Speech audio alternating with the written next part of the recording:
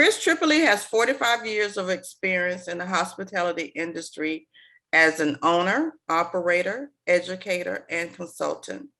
Since selling a la carte food service consulting group and retiring from active consulting, he spends more time assisting advisor and other consultants.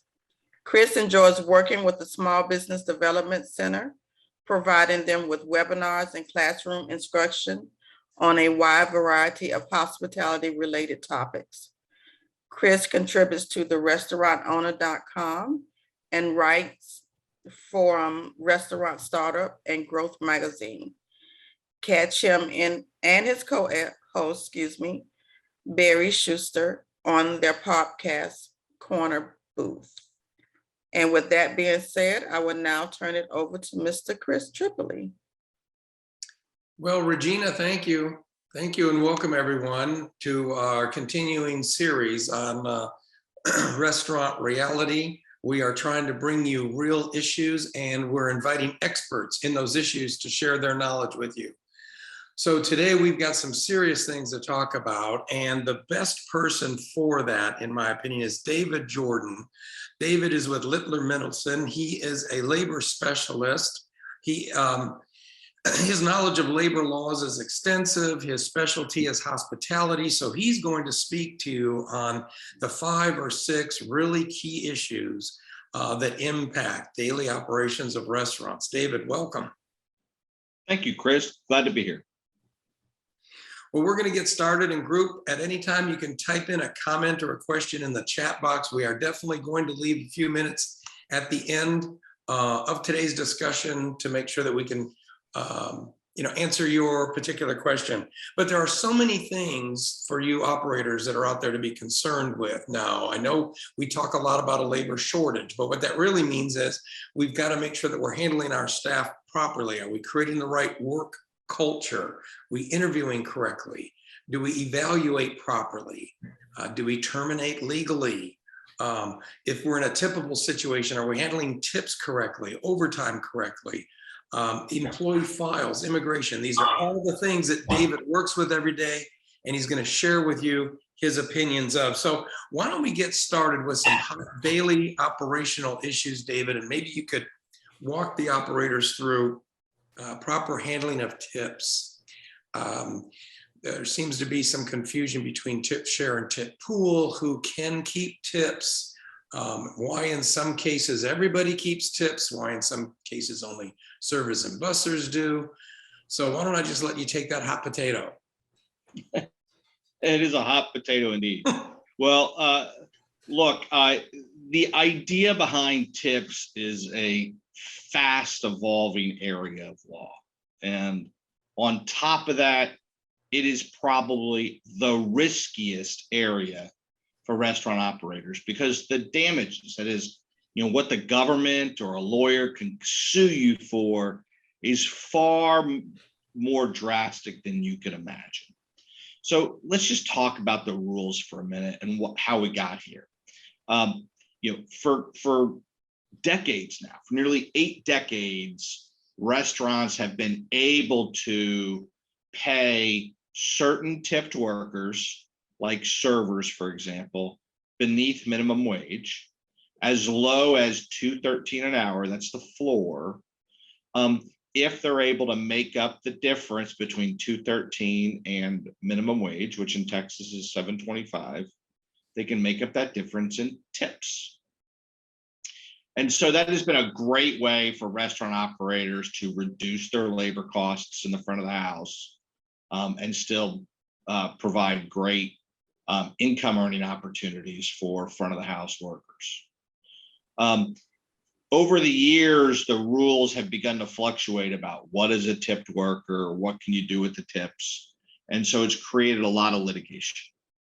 On top of that, we're in the middle of the Biden administration, and there's probably people of all types of politics on this call.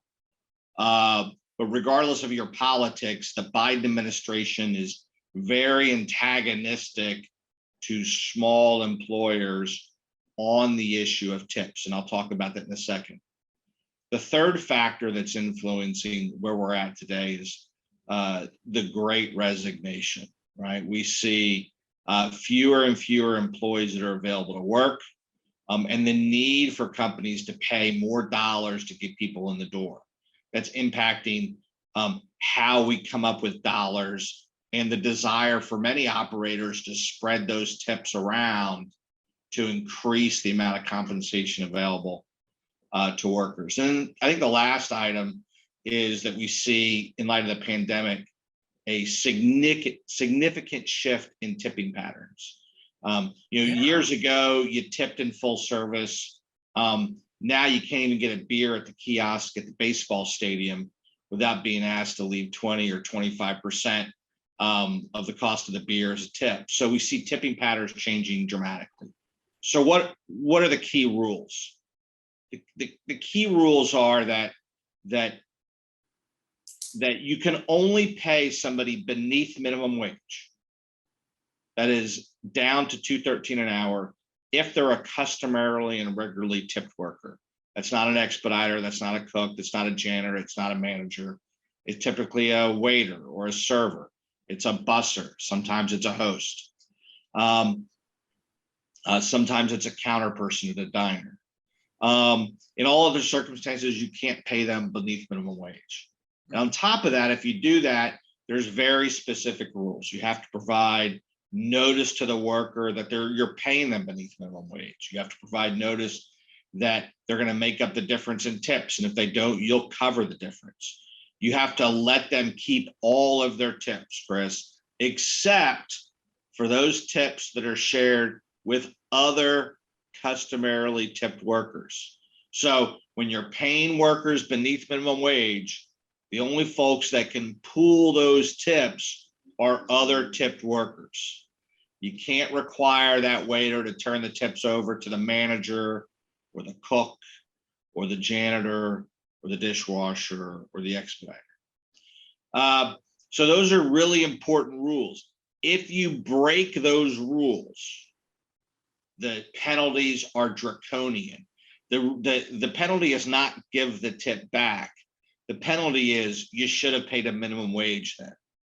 And instead of $2.13, you got to pay them the full $7.25, and there's double damages under the law, and they can look back 3 years.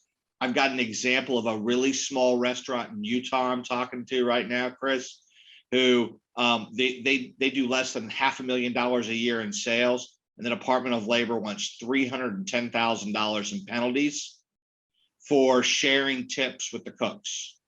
They didn't know any better. They were a small operation. They didn't have this great organization that Regina has in North Texas. And so they had no idea. And now the Department of Labor very well could shut them down. So big penalties. Let me make one other point, because I could talk for an hour. We don't have an hour. Let me make one other important point, and then just remember, these are things you should reach out to counsel about, to your business counsel. If you're paying workers at least minimum wage, at least $7.25 an hour. So let's say you're in a fast casual environment. Everybody makes at least $7.25 an hour. Tips are coming in from customers. Right. You can, because no one is paid beneath minimum wage, Chris, because everyone is paid at least minimum wage, those tips can be shared among everyone in the restaurant, except for supervisors or managers. And what the line is for supervisors and managers is a little bit blurry. Normally it means supervisors who are primarily engaged in supervision. So, the key hourly is not going to be in that group, but the house can't take a cut of the tips. The managers can't take a cut, but you can, in that circumstance, pass tips around to others. And that has been a big part of supplementing comp during this environment. In fact, I have fast food restaurants, Chris, who are trying to figure out how to open up tipping, because they can't keep people at 13 or 14 bucks an hour, but if they can add another $3 or $4 an hour by tips, then they're allowing their customers to basically supplement the compensation of their entire workforce. Okay, really good points. And you're right. I know we could spend an entire session just on helping restaurant managers understand the tip process better. But before we move on to the next one, I'm just going to do a quick summary and then correct me if I'm wrong. So that means you operators that are listening in, if you have a small counter service barbecue restaurant, you got a little taco stand, if you're out there and you're running a food truck and everyone is above the federal minimum wage, if people are leaving tips in a jar or they're writing tips on the credit card and you want to split them with everybody that's working there, regardless what you're doing, according to what David's saying, you're legally okay. Okay. But if you're in a full service restaurant now, where you're seating people at a table, the server's taking the order, they're getting the tip, they can share the tip only with people who are customarily and regularly involved in tipping, which would be like their busboy that assists them, or to the bar, if there's a bar or a bar back. But you get into a really gray area here if they start tipping into a pool and then you distribute to others. Like say even the host, that might be a position that David, what would you advise against sharing in a tip or what? Hosts, I say if your hosts are involved in table service, like bringing the bread or helping do refills, then that's okay. And Chris, I think the key distinction is not the type of the restaurant, but it's how much that tipped worker is earning in their base wage. If that tipped worker is making less than $7.25 all the way down to $2.13, the rules are more constrained. If they're making more than $7.25, even in full service, you could technically have a waiter make $7.25. Right. Then everybody can share in the tips, but always except for managers or supervisors. See, that was already a question. If I'm an owner and I'm a manager and I run around and I help the servers, can I participate in the tips? The answer is no. There you go. Okay, everyone, be careful out there when it comes to tipping. Let's move into another hotbed that I'm not so sure if people understand correctly, and that's documentation when you're approaching a candidate for interviewing. How you interview, questions that are asked, records that are kept. So there's our second hot potato for the day. Take it away, David. So, Chris, great question. The first thing I want to ask everybody to do is always use an application, an employment application. And not every employment application is created equal, Chris. There's lots of really bad applications out there. So I would ask you to talk to your business counsel, maybe talk to this organization, maybe talk to SHRM. There's other organizations that have vetted employment applications. The key is you want a record of what qualifications the worker has. A couple of key points on documentation, Chris, and sort of the interview process is that you must always stay away from questions or gathering information that is related to any protected category. And what are those protected categories? Race, national origin, gender, religion, disability, military status, age, any of those categories that which may allow someone to perceive that you're treating them differently because of those protected categories. So for example, on an employment application, if it asks for the date of birth, that's going to be a problem. What about if it asks for what year you graduated from high school? That's a proxy for age discrimination. What if it asks for your background in the military? That's a proxy for military discrimination. Wow. So we would suggest that you stay away from any of those questions, both in applications and in the interview process. Once you decide you are going to hire an employee, then you can ask other important questions that frequently come up, like, have you ever been convicted of a crime? Have you, can you pass a drug test? Can you perform the essential functions of your position? Questions that will screen out people because of their disability or their drug use. But we would typically ask those questions after making what's called a conditional offer of employment. All right. And then how you go about asking questions about drug tests or can you pass a medical exam? Do you have convictions you're past? Those are all loaded questions that, again, we could probably talk for an hour about, but the documentation and the interview process is very important. So that's wonderful. So that means For those of you that are out there that have maybe an old application format that you're using, it'll have things like military information, date of birth. It sounds like what we're learning today is we should not use that any longer. We should get an updated employment application form. And Chris, I'll give you a real world example.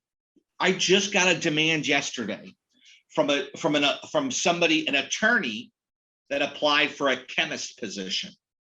Okay. The chemist position said that we're looking for somebody with 0 to 3 years of laboratory chemist experience.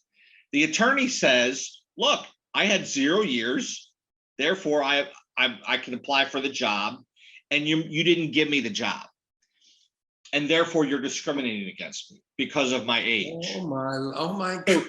So when we put years of experience required in a position where we say 0 to 2, 1 to 3, when we have a cap on the north end of those years of experience, we are deterring older people from applying for the job. So when you're looking for junior positions, these are really interesting things that EEOC is coming out with. So again, it's always novel. Pay attention to these issues and ask lots of questions. Well, and I know for you restaurant operators out there, you know you're on your feet a lot. You know this is a high energy type of business. You're busy, but that's one of the most common errors that I've seen. I've had clients sit there and talk to people that maybe were a little up in the years, and they would term their conversation something like this, like, you know, this is a very high energy position to supervise the kitchen. We get really busy. You're on your feet a lot. Do you really think you'll be able to do this? And to me, that's sort of a camouflage way of insulting someone based on maybe age, maybe based on their appearance, maybe their weight. So I've always told people, time out. You can't say any of that malarkey. That's exactly right, Chris. In fact, my 80-year-old mother could run us both around the circles in the restaurant for sure. But you're right. Those are what we call proxies for age and disability discrimination. Those are really good observations, Chris. Okay, so how about the next step? Now we've gone ahead and we've hired. Maybe you could explain that conditional hire, because there might be listeners here that are thinking they do have rules on double checking references, and they have rules on doing background checks. How can we do that right? Those are great questions. So let's first start with the idea that in today's environment and what we call the great resignation, right? No one can find workers, that companies are giving up. A lot of companies have given up on background checks. They've given up on drug testing. They've given up on medical exams because they just need bodies. And so what if you have a guy who has a little bit of a criminal background or tests positive for marijuana or some other feature? We need someone in the door. That's going to have ramifications down the road for you as an organization when you have to lower those standards. And again, we could talk about that another time. But to the extent you still feel like you need to engage in what we call these post-offer examinations, there are some rules. So for background checks, normally these are done by third parties. You hire a company to go run a background check. If you run a background check, either yourself or a third party, you have to have the employee sign a consent to do that. And that's under the Federal Fair Credit Reporting Act. It's a federal law. And so I would be very cautious about reaching out to references or having a third party reach out to references without completing a very standard FCRA form. And most companies don't realize they need to do this. When you hire a third party, though, most third party companies, most good ones, will furnish these forms to you and say your employees need to sign this before we do background checks. Now, just because you get information back on a background check does not mean that the law permits you to ignore or reject an applicant. In fact, this is interesting. The EEOC has determined, for example, that minorities are prosecuted for crimes at greater rates than non-minorities, which means that if you have a rule that automatically screens out, for example, felons, then you will disproportionately impact minorities over non-minorities. And unless you have a legitimate reason for that, you are engaged in unlawful discrimination.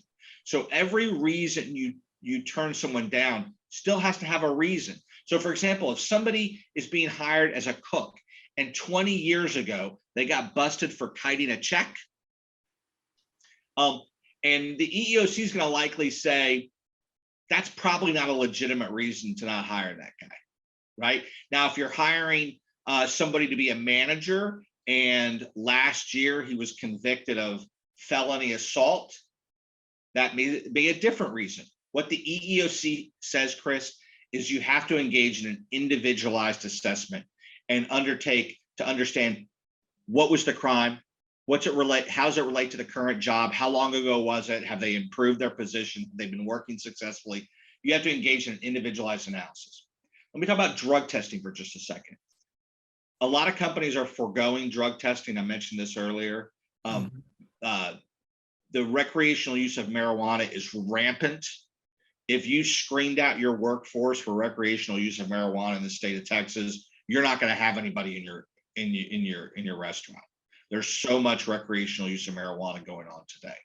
But companies do decide they may want to test for heavier drugs, right? So if you find that there's certain positions for which you really want to test, maybe management, for example, you can do that. In Texas, we typically recommend you have a robust policy in your handbook about drug testing, so that your managers are on notice that they can be tested either when they're hired or intermittently or when an accident occurs. Okay. Okay, good things. These are important things. So we've talked about some interview issues. We've talked about hiring. Now let's move right into the next step, which would be orientation, training. Are there very important things? You just mentioned employee handbook. So are there important things from a labor law aspect that these small companies should be aware of when they build their employee handbook? The writing of the policies, procedures, rules, and things that they're going to want to present to the hourly staff after they're hired. It's a great point. Look, Chris, a couple of things. I think that every small business ought to have a hard personnel file they keep on every employee, and there's rules on how long you have to keep those files. Typically for at least 3 years or 1 year after the employee leaves, whatever's longest. You have to. I recommend having a checklist for orientation, and you check off what you go through with each employee. You're going to have a set of documents that are always completed for every single employee. We've talked, the tax forms, what we call a W-4S completed. You'll have the employment application in the file. You need to complete an I-9. Chris, you mentioned this at the top of the hour. The I-9 is the immigration document that every employee in the country has to fill out by the 3rd business day. Now, let me make a public service announcement here, Chris. And you've heard this many times.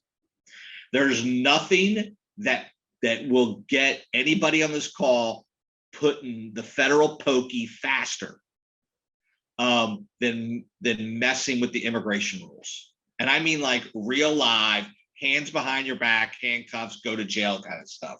And Chris, you and I have talked about stories like this, right? Years ago, we talked about the black helicopters and the paddy wagons at the Shipleys in Houston. Yeah, that's what I was just thinking of, the donut place that got hit. Yeah. My Lord have mercy, you would have thought that, I know what you're saying. Right. Yes, this is a very important thing people have to get right. Right, and managers will go to jail for getting this wrong. And so what's the key issue here? Look, the government gives you a safe harbor. They give you a form to fill out. It's the I-9 form. And the employee fills out the first portion, the manager fills out the middle portion, and the middle portion is basically the manager's attestation that they have seen the appropriate work authorization records. And what are those typical records? Typically, they're a driver's license and a social security card.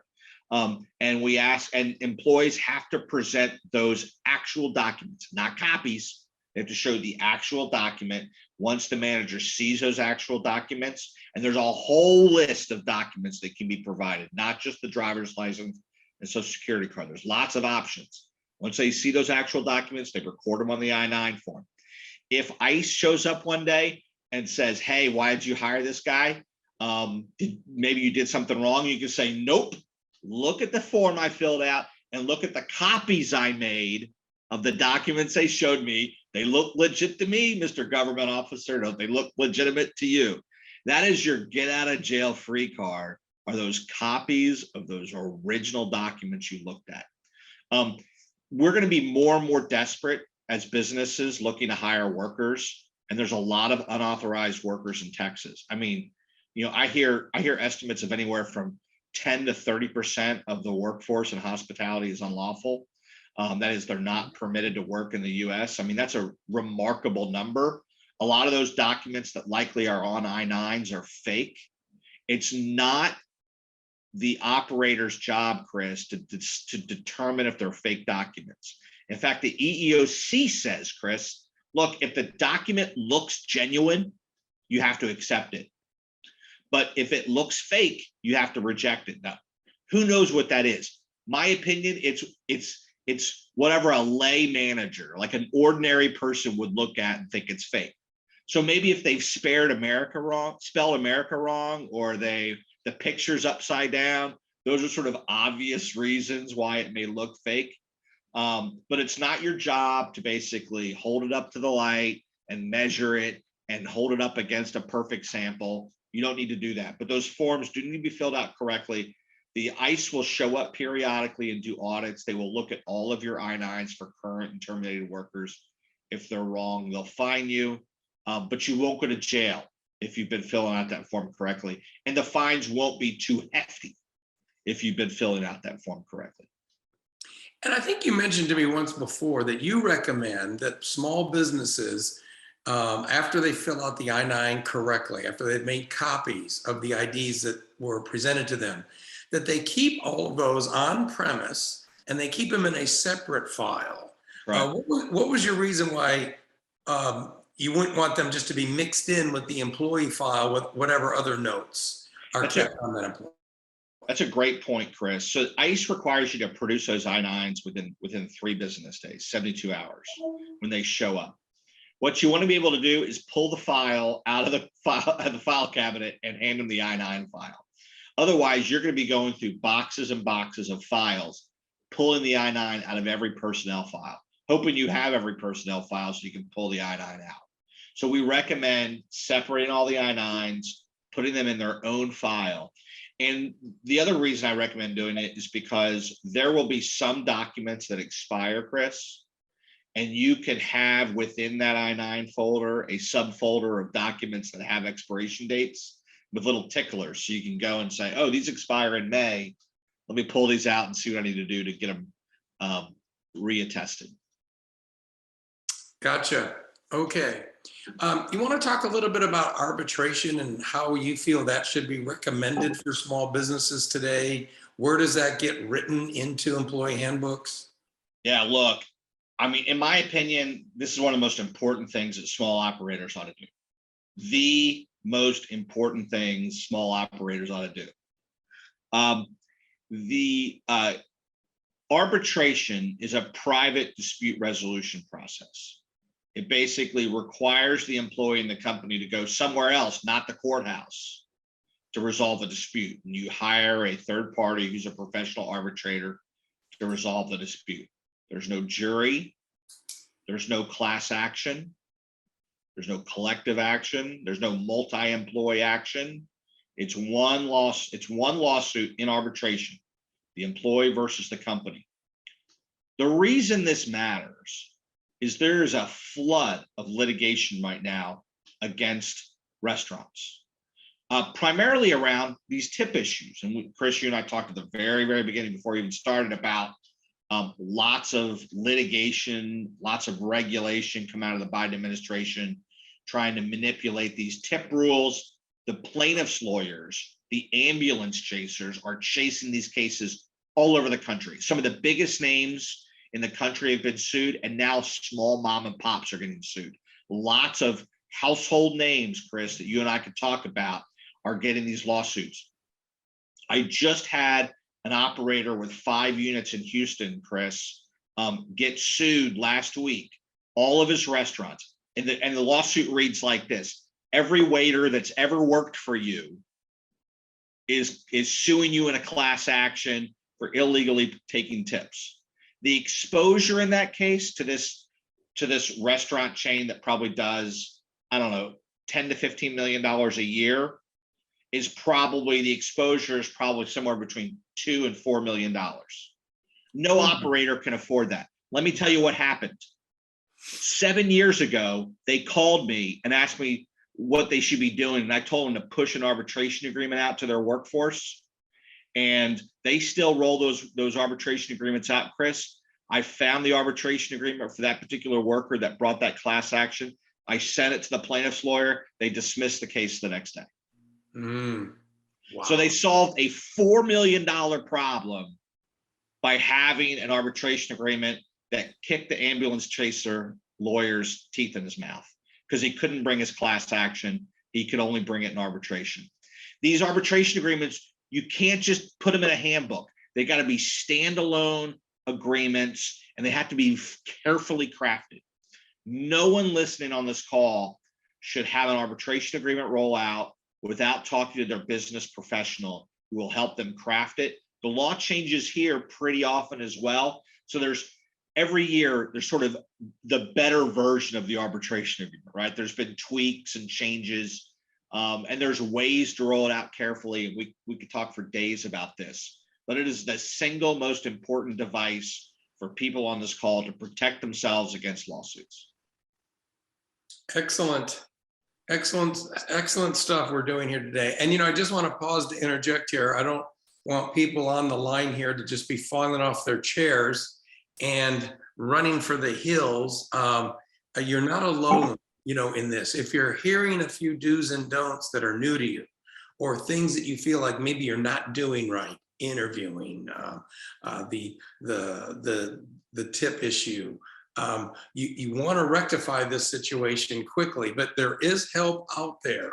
So we're just not, as operators, able to make these decisions and know all the rules and regulations properly. So checking with your advisors here at the SBDC, if they have the knowledge, they'll share it with you. If not, they know who to recommend you to. We also are in a state that has a very good active restaurant association. Some of you may be members.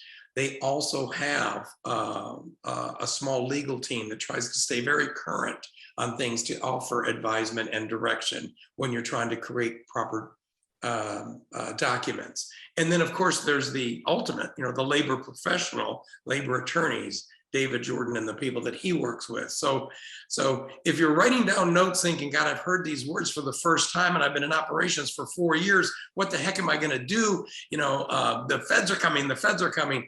Take a breath, and because there is help out there, and we can run our restaurants, correctly. Chris, to your point, I always get that, hey, David, you're scaring everyone, comment from Chris. Let me say this to everybody. Chris and I have both been in the restaurant business for a long time. I operated many, many concepts before I was a lawyer. Chris has done the same. The fact that you're on this call, right, that you are taking the time to understand the business side, to me, says that you're likely not going to fall, right, in the percentage of those restaurants who trip up, right? You appreciate there's resources, and everything we're talking about today, there is a pathway out, right? What you don't want to be is the operator who doesn't know that there's a pathway at all, right? You can see the pathway, and the key, I think, for all of you on the call is knowing where the resources are, so you can spend 10 minutes on an issue instead of 6 months on an issue. Yes, excellent.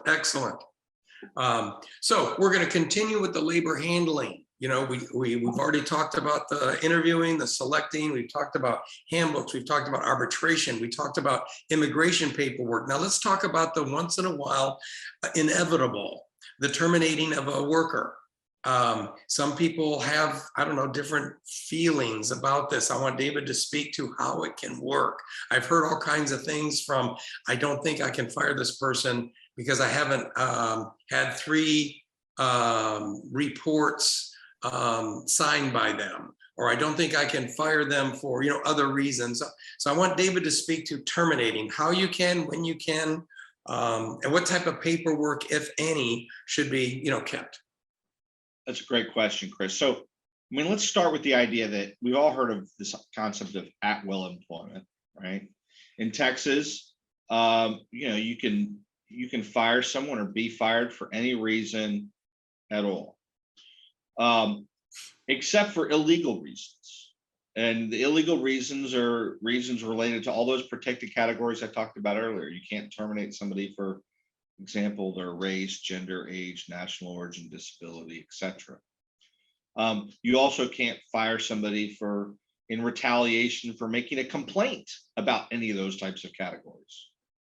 And there are some other types of whistleblower protections in Texas. That's the starting point, right? There are times where terminating somebody is a bad idea. Honestly, Chris, I'll tell you, I think most of the time, operators do their best by sort of using their instinct. What would their mother or grandmother think about this decision, right? And is the employee trying to do the right thing or not? But we're going to have bad performers, and we've got to figure out what to do with bad performers. Let me make a few points. I would not ever say in a handbook or a policy that someone has to have 3 strikes or they're out, or 2 strikes and they're out.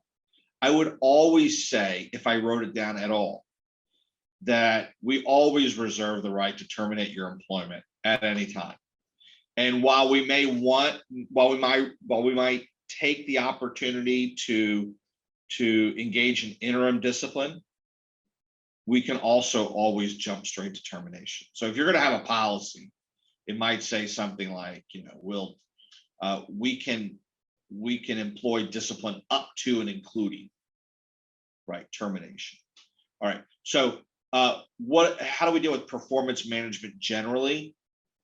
I'll tell you, Chris, some offenses are immediately terminable offenses, and some require some handholding. And you know what? In today's environment, employees are hard to find, and they're difficult to develop, and we're taking workers now who are less trained and less experienced than they've ever been. It's requiring a greater investment of time to manage these workers. It's going to require more patience from a performance management perspective. That means, when labor was flush, we might fire a bad worker. Today, we might decide, you know what? He's not the greatest cook in the world and he continues to screw up, but I'm going to work with him because I need him, and it's going to take me 2 weeks to find someone else. So I'm going to write him up, but I'm going to promise to work with him and change him. So I think you have to think about, you may have the right to fire somebody, but I think you should really think about whether that's the right thing to do in the current environment. If you're going to write somebody up, I always suggest that you document it and drop that documentation into the file, right? We want to have an institutional memory of what's gone on with that worker. The worker later may complain that you never told him that he was doing a bad job, and we'll want those records to show that you did communicate it with them. Often during discipline, we ask employees to sign or acknowledge that they're receiving the discipline. I think that's a good idea. You can use a fancy discipline form, or you can use a piece of scratch paper and write it on a piece of paper and have the employee sign.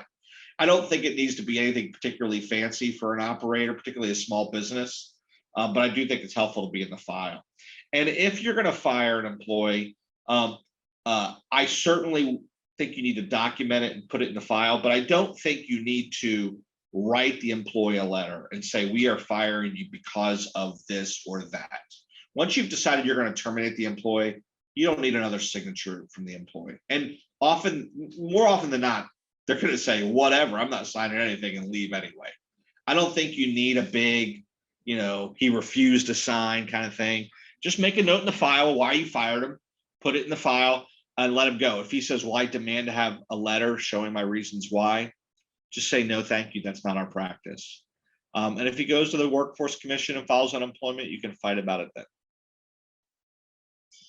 I'm going to take a moment here just to plug a book that I recently read because the writer who was the co-CEO, Monty Moran of Chipotle Grill, spoke to this. There's a book for those of you who might be interested called Love is Free, Guac is Extra. And it's the story of the personnel culture that was built during the growth years, the heavy growth years of Chipotle Grill. And he spoke directly to a point that David made when he said, once they had well over 1,000 units out there, and they had a very large HR department, and they had a really good in-house legal team, he felt like the only negative from that was that he thought his managers started thinking while they were working too much about documentations and correct forms than they did about, developing and working with their staff.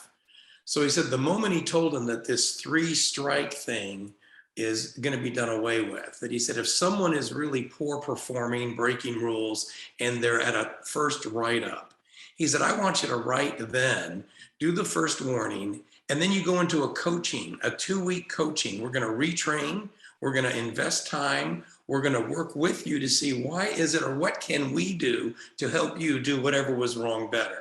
Maybe it's reassigning the task. Maybe it's taking them off the busier shifts. Maybe it's just retraining on the grill. He said, then what happens if they really are totally failing at that? If they just simply can't prep like the others, if they can't grill properly like the others? He said, then just let them go. He said, because it's better for them to know I got trained, I tried, I got retrained, I didn't do it. He said, because what happened was too many managers were walking around waiting for their staff to do things wrong again. Because, you're a bad performer, but according to the rules, I shouldn't take action yet. Okay, wait a second, you did that a second time. Okay, one more time, I can finally take action. So they were spending their time following people, waiting for them to do the same thing wrong 3 times, just so they could sign the form and release them. And he said they had higher percentage of retention once they got away from that and just warn them once and then work with them. He said half the people turned around and became better employees, managers became better managers, and they had a higher percentage of retention. Okay, so can we move from termination now to after someone is terminated, they come in for the final check. There's always that issue of what's the law on final payment? If I am terminating a cook, am I supposed to pay them right then? Can I just pay them in my regular payroll? And should I be doing an exit interview? What the heck is one? So a couple of things. I do think that employers ought to employees that resign, that quit. I do think that they ought to take the time to interview the employee and find out why they left. I think that there's a lot of information to gain from that. I mean, particularly in today's environment, to your point about, make love, not guac. I think that we've got to better understand where we can improve our operations as small businesses. Okay. But to your point about the final paycheck, so in Texas, you have to issue a final paycheck within 6 days if you terminate their employment. So if you fire them, and that can be tricky sometimes with payroll departments.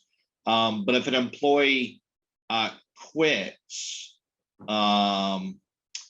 or they are not entitled to their final paycheck until the next regularly scheduled pay date. Okay, well, good. Well, that cleared that up. Okay, there's a couple of other things that I want to bounce at you. And that's for those listeners who are operating their business and they're considering growth. A real popular way for small companies to grow now is to do what we used to see only the big boys do, and that's grow through franchising. There's a tremendous amount of interest in small-time operators that may have 1 or 2 locations that are saying, I'm going to develop my concept for expansion, but through franchising. And I know that the idea of the franchise law, the franchise documents is really a different subject for a different day. But I think there's a tremendous misunderstanding from a labor aspect of things that we really need to do, and definitely things that we don't do as a franchisor now, so that it really does look like a separate company and not an arm's length, whatever unit we're supervising. Yeah, that's a great point, Chris. Look, there's a lot of different ways folks organize their businesses, and franchising a restaurant to your spouse or to your child, or to your buddy, and continuing to operate that restaurant the same way you operate your current restaurant is likely to run afoul of what we call joint employment rules. And what does that mean? That means even though you are the franchisor and you have what you think is an arm's length business and somebody else is technically owning another entity, you are still operating both entities. And the closer that relationship, the more likely you are to be a joint employer. And what's the implication of that? Well, there's a lot of implications. There's tax implications, there's overtime implications, right? Having an employee work at your restaurant and then going to the franchise across the street. You may have to aggregate those hours for purposes of whether they're working more than 40 in a week. You also could be charged with liability for the franchisee's failure to meet certain obligations for those employees or for violating EEO laws. So what we tend to do is remind operators that if you are going to be in the business of franchising, that is a very distinct difference from having multi-unit. So if you're going to franchise, it means you're going to have your business lawyers work closely with you to develop an arm's length agreement that is very clear as to what your responsibilities are and what they are not. And your responsibilities almost never will include managing the employment or terms and conditions of employment or directing the employees or setting the wages, so that you can always argue that you're not the employer of that franchisee's workers. You're not going to share people. You're not going to send people over there. They're not going to send people to you. And so it really needs to be a legitimate arm's length deal for which you have only sort of franchise oversight. Perfect. Perfect. Okay, that cleared that one up. I've got a question for you, and this takes us back to tipping. It came in and it was about tipping as that fluctuates the hourly wage. So as I'm assuming that, it means, like, let's say I'm a host and I was hired at $12 an hour. But because I'm part of the tip pool on my paycheck, some days I'm paid $8.50 an hour because it was made up the rest in tips. Some days I'm at $9 because I got fewer tips. Sometimes it's on my hourly wage is $7.50. So it always adds up to 12, but it's because it's a fluctuating wage and the balance is made up with what my tip share was that day. All right, that's an interesting point. Let me make a couple of points about that. One, if the worker is paid over minimum wage, all right, then we don't really care about whether the employee's wages, when you take the total tips and wages and divide it by hours, whether they're 8 or 12 or 15, even if we could even guarantee the worker, look, you're going to make $12 in a combination of tips and wages, cash, what we call cash wages. And then either the tips cover it or the restaurant makes it up. You could do that. However, if you are an employee that makes a tip credit, so you are paid a direct cash wage under minimum wage. So let's say you're paying them $5 an hour and they're going to make the rest in tips. And you're telling them, we're going to pay you a cash wage of $5 an hour, but with tips, we expect you to make 10. So we'll guarantee you 10 a day. There's case law that says you cannot do that. You cannot cap their rate based on tips that they have to share in the up and down of the tip earnings. So you can have a guarantee for somebody who is paid over minimum wage. Remember those tips, if they don't, if they're capped at 12 bucks an hour, like let's say you pay your janitor gets wages and tips. If he's capped at 12 bucks an hour, that's fine. Those tips have to go back into the pool though. They can't go to the house or the manager. But you can't do that for workers who are paid beneath minimum wage. Perfect, perfect. You want to spend a couple of minutes for those who might be interested in what they're reading in the news. Why is it that large companies like Starbucks are having a few units here or a few units there unionize? How is that possible? And what does that mean for the small operator? What are things that they should be learning from this recent labor movement? It's a great question. And, it's interesting. The workers that we see organizing concepts these days, they're not organizing because they want more wages. Really? They're not organizing because they want health benefits. They're organizing because they want more respect and they want more power and they want a seat on the board. They're organizing because for, the entire Trump administration, unions were put down and the labor movement supported the Biden administration, and the Biden administration has done a good job of energizing the base. So we see workers who, no one's dying in a coal mine, Chris. No one, these are not people who need death benefits because it's a dangerous job. These are people who just feel like they want more voice. So we see a greater risk for large organizations here. But we do think that there is an opportunity for small operators to keep in mind that what we think this new generation of worker really wants is more say. They want to be listened to. They want to know they're appreciated and that their opinion matters. And, some of us are better at management than others, and some of us can manage that way. And I think that's how you keep employees from going to their local union. Happy employees don't go to unions. Unhappy employees go to unions.